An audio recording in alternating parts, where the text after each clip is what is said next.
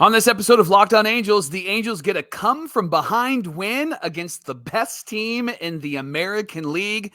Taylor Ward's the hero, and what? Carlos Estevez got the save? 1, 2, 3. We're going to talk about it. It's time to get Locked On with Mike and John, and this is Locked On Angels.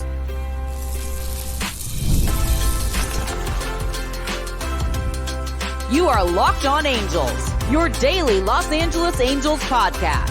Part of the Locked On Podcast Network, your team every day. Thanks for making Locked On Angels your first listen of the day. You can find us anywhere you get your podcasts, including Apple Podcasts, Spotify, and SiriusXM by searching Locked On Angels. And if you'd like to give back to the Super Halo Bros for all this Super Halo content, here's some things that you can do. Leave us a rate and a review on Apple Podcasts. If you're watching on YouTube, hit that thumbs up button. And if you're not subscribed already, please subscribe and become a Locked On Everydayer. And whether you're watching or listening, come over to YouTube, leave a comment. It's one of the best ways to get in touch with us and be a part of the conversation. And today's show is brought to you by our friends at eBay Motors. From brakes to exhaust kits and beyond, eBay Motors has over 122 million parts to keep your car, your truck, or your SUV alive. With all the parts that you need at the prices you want, it's easy to bring home that big win. Let eBay Motors keep you on the road at ebaymotors.com. Happy Wednesday to you, and thank you for being here for this episode of Locked On Angels, where it's your team every day. You've got the Frisch Brothers here with you, a.k.a. the Super Halo Bros. My name is John, and that's my brother Mike. And my name is Mike, and that's my brother John. Mike, it's our third season here at Locked On Angels, and we must be bringing some good luck when it comes to Angels versus Yankees, because in the time we've been covering them, they've done pretty well, actually. Right. That's something I think we failed to mention yesterday. Hey, we're here 5 days a week covering the team. On today's show, we'll tell you who's taking the blame for the Halos' pitching struggles, and guess who's retired? Happy retirement to Angel Hernandez, the umpire. The face of umpiring in baseball today has retired. We'll get into that.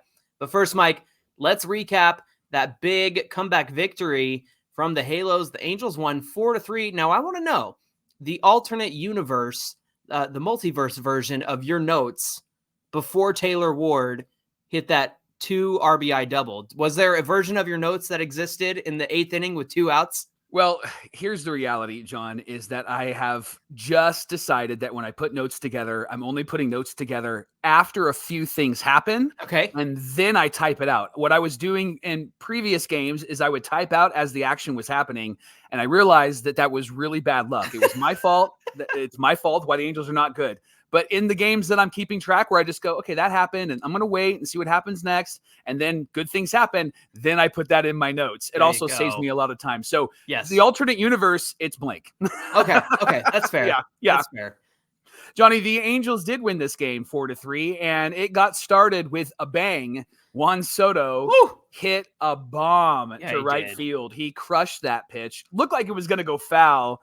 And it was such at an angle as it went around that foul pole that it ended up like behind the foul pole, I think in an area where people never expect to get a baseball. He crushed that pitch high in the zone. Griffin Canning fastball that Juan Soto crushed. Then the Angels came right back in the bottom of the first. They had a 2-run home run from Kevin Pillar. Who needs Juan Soto when you got Kevin Pillar at home hitting 2-run home runs? Let's that go, guy, Kevin Pillar. It's been so hot. He should be in the lineup until he's not, right? He should be in the lineup until he slows down. Then top of the fourth, Juan Soto got an RBI single. It was after Griffin Canning walked LeMahieu, and he gave up an infield single to Volpe. Volpe, by the way, 20-game hitting streak. So he's really impressing in New York. Johnny, what I really liked about Griffin Canning in the first few innings was that he did keep his pitch count really low. Right. But then that 5th inning was difficult. It got really busy. He had a pass ball, and then there was a double play that wasn't turned. So Canning struck out Giancarlo Stanton, but O'Hoppe missed the curve, and it went to the backstop. And then later on, Anthony Rizzo grounded out to Rengifo, who was playing in the shift. He was at shortstop, but playing third. And it should have been 2, but he bobbled it 400 times, I think, as he was trying to transfer it. It's like Plinko on the Price is Right, Mike. And so he threw it to second. Neto was playing second, of course, holding the bag down, which was great. Then Canning walked Torres. He faced Austin Wells, who then hit a double. They scored a run. Now, Joe Adell throws the ball home, and Torres gets thrown out at home. But at that point, the Yankees took the lead. And, John, the good news was it didn't go in the way that it typically goes for the Angels, where those innings go from, oh, we're tied to now we're down by 3 or down Yeah. by 4. And so it was great to see the Angels defense step up and slow the Yankees down. It's frustrating when those plays, Mike, are what cost them these one-run games. Yep. Right? And so they're very fortunate that Taylor Ward was able to come through when he did. Yeah. But it's stuff like Rengifo running himself out at third base. Yes, Kevin Pillar was probably out at first when he grounded out, but still never be the third out, Right. third base. That's the rule. Okay. So Rengifo needs to learn that. And I'm just, there's so many free outs on the bases and free outs the other direction when the Angels are on defense. And it's just, those are the things that come back to bite you against a team like the Yankees. So I think it's important to address those things because this is what has cost them against the Guardians and the Phillies and these first place teams that they're facing. Fortunately, Taylor Ward was able to come through after Willie Calhoun pinch hit for Cole Tucker. Yep. Then Moniak, it ended up being two outs, and then Moniak came in for Willie Calhoun. Rengifo reached on an error by Anthony Rizzo, and so that was kind of fun because it was like, okay, finally they make a mistake that we can take advantage of. And then Taylor Ward comes in, first pitch he sees, it's an RBI double, and gives the Halos the lead. It's 4-3. Top of the ninth, Carlos Estevez comes in, gets LeMahieu to fly out, Volpe to ground out, and gets Juan Soto to fly out to right field to end the game. Man, the bat speeds of hard hit pitches. You see the stuff that the Yankees were hitting all over the field in this game. Unfortunately, a lot of those were held in tonight. But Mike, I got to say that I know that we have given grief to Carlos Estevez, and rightfully so, and so have everydayers and Angels fans, because he's not been able to close it down. But can I just say, I felt like if the Angels had already had a 4-3 lead in the 8th inning and they were just kind of rolling into the 9th and Estevez was coming in, I almost wonder if it had been a different story. I know momentum is not like a real thing. Yeah. I mean, definitely, like, you can get amped up and it changes your mentality. It's not a tangible thing that you can score. I almost wonder if, because Taylor Ward took the lead in the bottom of the 8th with 2 outs, that Carlos Estevez came in and was like, all right, I got to get this done. I got to do it. Like, I felt like there was something to that, as opposed to the Angels having the lead already and coming into the 9th and whatnot. It was like, oh, you just came back and now you got to come in and shut down LeMahieu and Volpe, and especially Juan Soto, easily hit a home run and tie up the game. I kind of wondered if there was something to that. What do you say? I love that theory because I think that part of the Angels' issue has been what Joe Adell has struggled with this year, last year, and the year before. Too much thinking, right? Too much thinking and not natural ability. And I wonder if having Estevez not have enough time or too much time to think about, I got to get the save because we're winning. It's the Yankees, right? He was throwing in the bullpen in the 8th, and then they scored, and then there was an immediate out right after that. And so then he had to come in. And so it may have been where he's just thinking like, oh, they scored. Okay, let me get ready. Oh, I'm in. Okay, let me warm up, right? And he didn't have enough time to maybe overanalyze and overthink. And he went in there really throwing strikes, and he was very careful with Juan Soto, which I appreciated. And he was throwing it in the areas that he needed to throw it in. So I don't think that you're far off with that theory. And so maybe perhaps the Angels need to dive into, hey, what does momentum look like for us? And not that they can manufacture it, but I think being wise about when they have Estevez get up in the bullpen and how many pitches he does throw, or if it's wiser for them to wait and perhaps like navigate that on a different rhythm or at a different pace. Yeah. To me, it just felt like you got all the momentum back in your favor.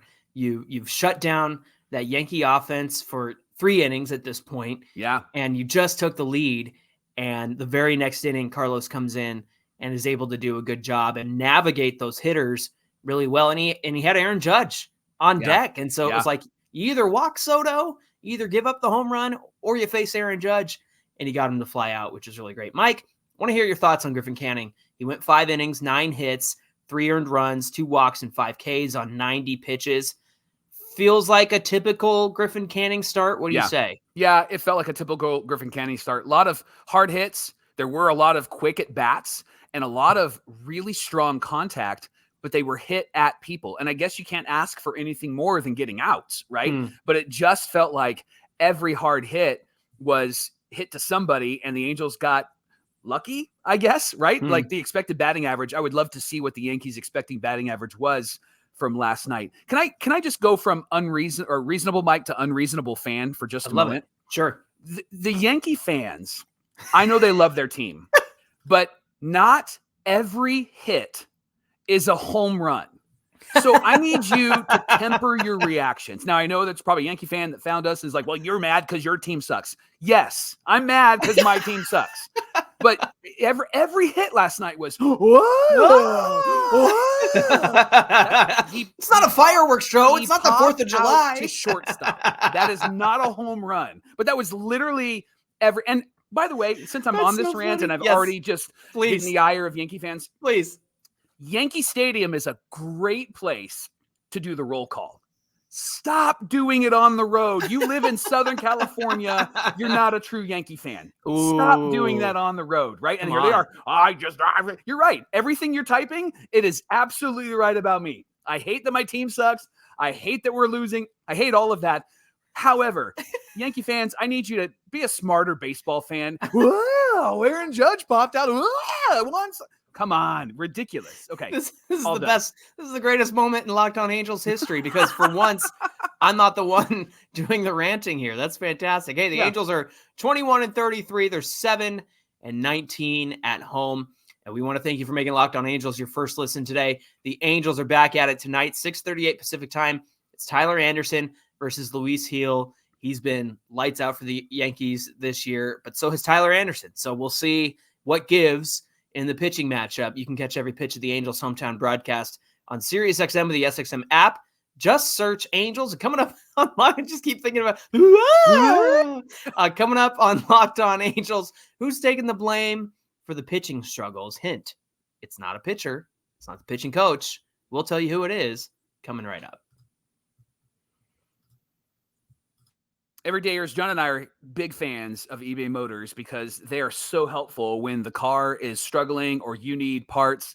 They're the best. And so you need to check out ebaymotors.com. They have everything that you need to maintain your vehicle. And if your vehicle is being maintained, they also have everything you need to level it up to peak performance, like superchargers and roof racks and exhaust kits. And John told me off the air that he went and bought a stand-up desk and it didn't fit in the car and he didn't know what to do with it and he had to walk it home. John, you could have, if you had a truck, you could have had like a bedding in the back of the truck and just thrown it in there. So I need you to spend some money and go to ebaymotors.com. And apparently get a truck. And get a truck because they would be happy to help you with your truck. With over 122 million parts for your auto, you'll find exactly what you need and what you're looking for. And with the eBay Guarantee Fit, your part is guaranteed to fit your ride every single time or your money back. Because with eBay Motors, they want you to burn rubber and not burn cash. So with all the parts that you need at the prices that you want, it's easy to turn your car into the MVP and bring home a win like the Angels did last night. Keep that car, that truck, or that SUV alive at ebaymotors.com. Eligible items only. Exclusions apply. The eBay Guarantee Fit is only available to U.S. customers. This is the Locked On Podcast Network, where it's your team every day. Everydayers, check out Locked On Sports Today, a free 24/7 sports streaming channel programmed just for you to bring you the biggest stories across the sports world. Brings you can't-miss analysis, news, and opinions. It's streaming 24/7 on YouTube and the free Amazon Fire TV channels app. It's part of the Locked On Podcast Network, where it's your team every day. And speaking of your team, the Angels are back at it against the New York Yankees. Got to do my Costanza. 6:38 Pacific time. You can catch every pitch of the Angels hometown broadcast on SiriusXM with the SXM app. Just search Angels. So Johnny, guess who's taking the blame for all the pitching struggles on this team? Matt Wise.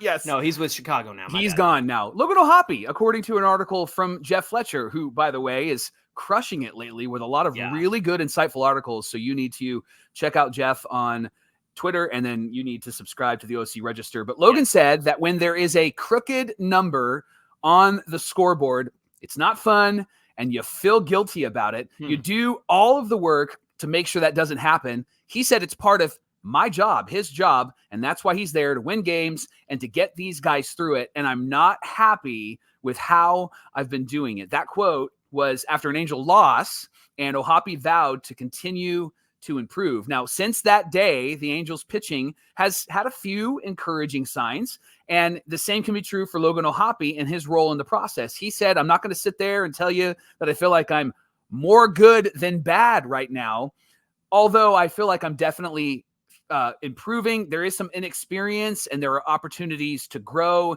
and I'm confirming these things in my work. And it's just something that I'm trying to be patient with. And I'm not going to lie, it's taken a toll on me to watch these pitchers struggle. John, I loved last night when Griffin Canning was struggling in that 5th inning and Barry Enright came out. O'Hoppe was nodding and affirming, like you could see him saying some things and not just letting Enright talk. And I love that he's taking a very active role. And we've talked about this on this show before, but this is the first time we've heard him really admit, like, I know that I'm inexperienced.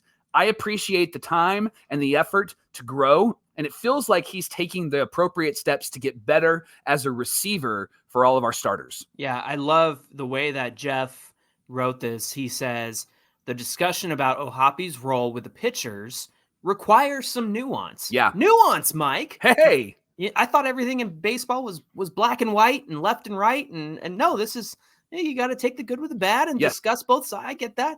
The primary responsibility for pitching strategy falls on the pitcher, but the pitcher relies heavily on his catcher to know the strategy and help lead strategically. That's where O'Hoppe wants to continue to improve. In fact, one of the reasons the pitchers like O'Hoppe is because they feel like he's invested in their performance. He wants them to do well. O'Hoppe said, I know this position carries a lot of weight and a lot of responsibility. That's the part I really do love. It's heavier than I expected. I'm sure some of that is self-inflicted. It's just not fun looking up and seeing crooked numbers on the board. I know I'm inexperienced. I know I have a lot to learn, but at the same time, trying to stick to what I know works personally and work with them. The Angels, to Logan's credit, have really given him a lot of opportunity. He started 41 of the 53 games this season. That's 369 in the 3rd innings pitch prior to last night. Right. Now, he's only caught 98 games so far. Yeah. In the majors, but that's not an excuse for Logan O'Hoppe. He said, I pride myself not making excuses because I'm here. I need to win games and be the best that I can be. I do tell myself that I'm inexperienced, but I don't think that's any reason to justify a poor performance or give an excuse. Mike, question for you, because I already know it's going to happen. The curveball that he missed last night that didn't get the strikeout. It's one of those situations where, like I said, the Angels can't be making those mistakes in these close games because the teams like the Yankees will take advantage of that. Teams like the Guardians or the Phillies, they will take advantage of any free outs that you give them. So what do you make of that missed curveball last night and the fact that it continued the inning? Do you chalk that up to O'Hoppe inexperience? Do you chalk that up to, well, that was a nasty pitch and it was difficult to stop? Is it something he should have gotten in front of? I just want to hear what you think about that. When they slowed it down and showed the replay, you know what it looked like he was trying to do? Steal the strike. That's what it looked like he was trying to do. And we've seen pitchers do that. Wilson Contreras has been an example of that, right? And then got his arm hit by a bat and it broke his arm. So I think it looked like he was trying to reach out to steal the strike, and he just closed his glove too soon because his glove missed it. Like he reached out for it, and maybe he was distracted by the bat. Who knows? But he reached out for it, and then it bounced by him. Plus, Giancarlo Stanton is a huge mammoth of a man, and so having that in front of you can be very distracting as well. So I think it might have been just I'm trying to do too much in that moment. I'm trying to steal the strike. This is Giancarlo Stanton. We want him to swing. I need to get this ball because it's coming down. It's going to bounce, whatever the case might be.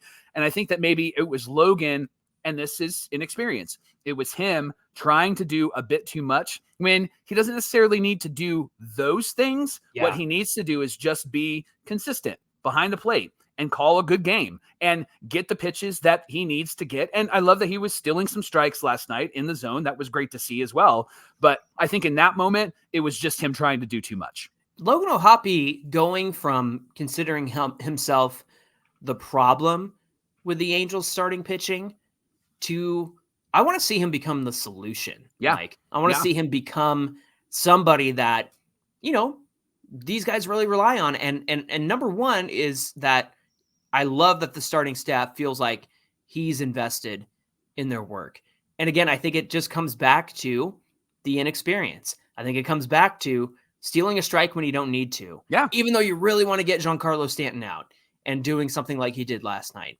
Look, the fact that Shohei Ohtani was all in on having him catch him last year, I think that says a lot about Logan O'Hoppe. And it says a lot about the fact that in the short time they did work together prior to 2023, when O'Hoppe came up, he felt really comfortable with him and he worked with him during spring training. And it is a shame that he didn't get the full season last year. And this to me just affirms that what Logan O'Hoppe is trying to do is, what's the expression? You're like drinking from a fire hose, right? You're trying to get all the information on your own pitcher and the way their stuff works. And then the opposing batter and what they're good at and what they're not good at and where you can fool them and where you can't fool them and where to throw the ball and what not to throw and where, what part of the zone do they cover really well. There's so much information that it kind of reminds me of the conversation we had earlier this season. And you brought up is, wonder if that affects the offense. Sure. Because I'm still waiting for him to really turn it on. Bust out. But it just seems like right now the emphasis is on calling a good game, making his pitchers feel comfortable, trying to learn as much as he can. And yeah, I feel like the offense has taken a back seat to that. But in a year where there's kind of an expectation of growth and seeing these guys get better in certain areas, I think that this is certainly an area that Logan O'Hoppe can continue to improve in this season behind the dish. Hey, as you're watching the NBA playoffs and the NHL playoffs, and maybe your team isn't in it, you can engage yourself in these games by using FanDuel because they give you a shot to bring home a big win of your own. And right now, new customers get $150 in bonus bets with any winning $5 bet. So you get $150 to bet on the spreads, the money lines, the player props, all of that and more. And we've talked about FanDuel pretty often on this show. And what's great about FanDuel is that they give you clarity on what you need to do when you use their app and you download their app and you're in their app. And maybe you're new to this, and you're not sure how to use their app. They give you direction on all of that. So get started by visiting FanDuel.com/lockedon. Reason why you should go to that website is because they're going to know that you came from Locked On, and they're going to be happy about that. Plus, they're going to give you $150 when you bet $5 and it wins. So you're going to want to do that. FanDuel.com/lockedon, and you can make every playoff moment count. FanDuel is America's #1 sportsbook. I have to laugh, Mike, because I said this yesterday on the show. We're going to get a win against the Yankees. And I said, and then everybody's going to go, we're going to the World Series. Yeah. Well, now we're getting a bunch of comments on social media about we're going to the World Series.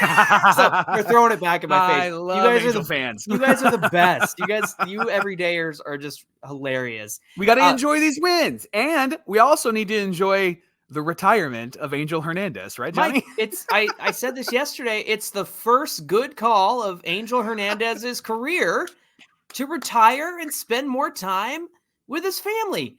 Great. Fantastic. Yeah. Angel Hernandez has historically been one of the worst umpires, especially in recent years. He announced it on Monday, and it was confirmed by him in a statement. Wants to be with the family more. It was effective immediately. Feels like maybe there was a little push, nudge from MLB. Sure. Nothing's really been confirmed.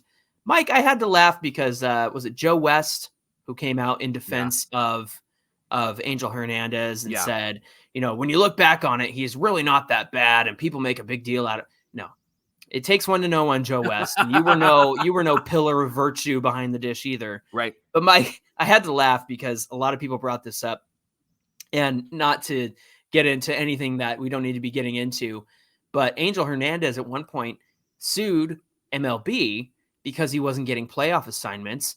And it was an accusation of, well, it's because I'm Latino. You don't want to give me the opportunity to do these playoff assignments where there's more money involved and you get rewarded for that.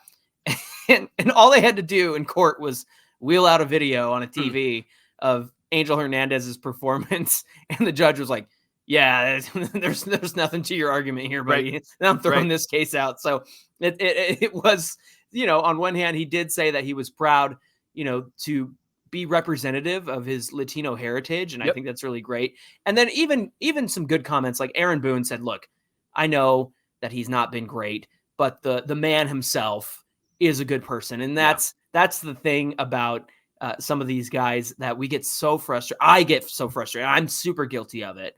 I get so frustrated with some of these guys because of the job that they do. And it just really sucks that there's not a lot of accountability. Now, I did read some comments from Rob Manfred about umpiring and how they have audits at the beginning of the year, in the middle of the year, and that affects who gets assignments and whatnot. And that's great. But the umpires union is so strong that it just feels like there's no recourse for just these egregious things that we see sometimes. And I have to say that, again, it's not always easy for people to separate the human from the job or the role that they're taking on. So I'm sure he's a good person, and, I hope that he has a happy retirement. But man, it certainly is nice to have one of the handful of really bad umpires out of the league, right? Yeah. And going back to what my speculation was, do you feel like this was a push, nudge from MLB? What do you think? It does feel like that. Like, it's because it was so immediate. It was so surprising. And so I wonder if it has been a conversation, and they probably don't want to obviously embarrass an umpire publicly or call him out or anything like that. And so I'm sure that there's been a lot of conversation that led up to the decision to retire. But Johnny, I think we need to talk about the most important thing, and that's all the memes that have come out of Angel Hernandez. My favorite one, John, I don't know if you saw it, but my favorite one was an Angel Hernandez selfie. And it was just half of his face. Yeah, yes. You're watching on video.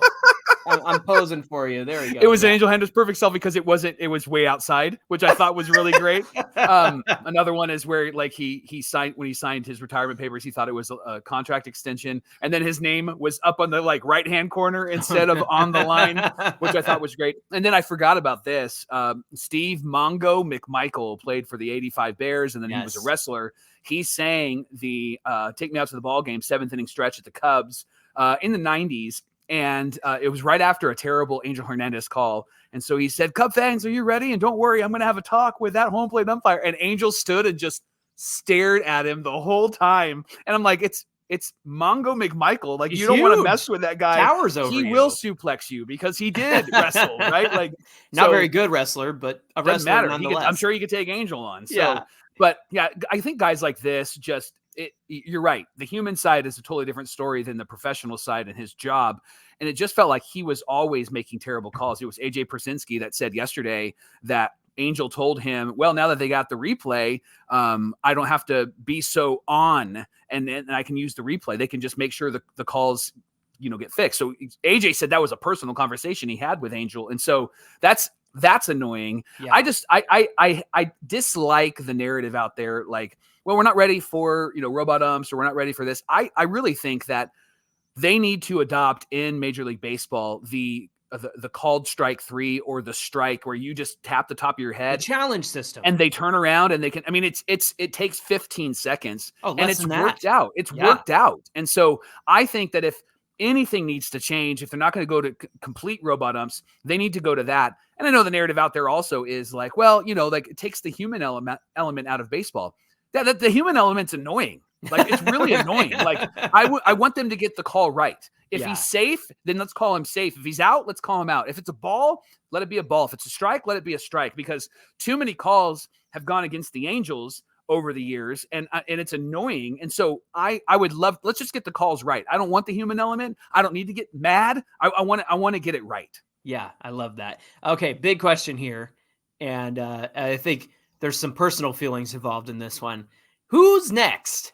CB Buckner or Doug Eddings? What do you say? I think CB because he's older, so he'll probably retire sooner. But Doug Eddings is always going to be on our hit list because he's somebody who hurt the Angels when they were in the playoffs against the White Sox, right? So we're always going to dislike him, even if he has a perfect record as an umpire, right? And so, but I think I could see CB Buckner because he's older. I could see him retiring sooner, or maybe, I wouldn't say pushed out, but maybe incentivized to move on. Oh, he's just been so bad, especially when you watch games where he's umpiring for the Angels. Oh man, it drives me absolutely insane. Yeah. When CB Buckner is behind the dish. And so, yes, I hope that there's maybe the MLB can, again, nudge and incentivize and say, hey, we would love to send you home with a nice retirement package, because I think we're at a point where that's necessary. Plus, I feel like some of these guys who have been around forever are just going to butt heads with the fact that there is a challenge system, or that there is an automatic balls and strike system. Look, the replay overturned, 5 Angel Hernandez calls in a row? Was that during the playoffs at one point? I remember. Yeah, I think so. It was like it was just like, what are you doing, dude? Yeah. And that wasn't even behind the dish. It was like on the base paths, because he's calling guys safe and out, and they challenge and they get their challenge back. So just this is a great situation for baseball. I sincerely hope that Angel Hernandez has a great retirement, and I hope CB Buckner is next. Thanks for making Locked On Angels your first listen of the day. The Angels play the Yankees again tonight at 6:38 Pacific time, and you can catch every pitch of the Angels' hometown broadcast with Sirius XM on the SXM app. Just search Angels. Ruth, Gehrig, Costanza. Hey, friends, give us a follow on Twitter at Locked On Angels and at Super Halo Bros on Twitter and Instagram. Whether you're watching or listening, come on over to today's show, get in the comment section, hit that like button on the way down. It really helps out our channel on YouTube, because it puts our show in front of other Angels fans who might not know about Locked On Angels, but are on YouTube watching baseball stuff. So maybe you can help us out with that by hitting that like button. Hey, friends, we have a great show tomorrow. Mike, what do we have on deck? We're going to play a game called Let's Call 'Em Up. So John's going to take a segment, and I'm going to take a segment. We're going to talk about the few players that we think should be on this Angel roster sooner rather than later. That's tomorrow on Locked On Angels. Of course, we'll have a recap of the Angels-Yankees game happening tonight. Until then, my name is John, and that's my brother Mike. And my name is Mike, and that's my brother John. Thanks for being here with us, everybody, and we'll see you back here on Thursday. Aaron Judge fly ball. Whoa, look at that. Pop out to first.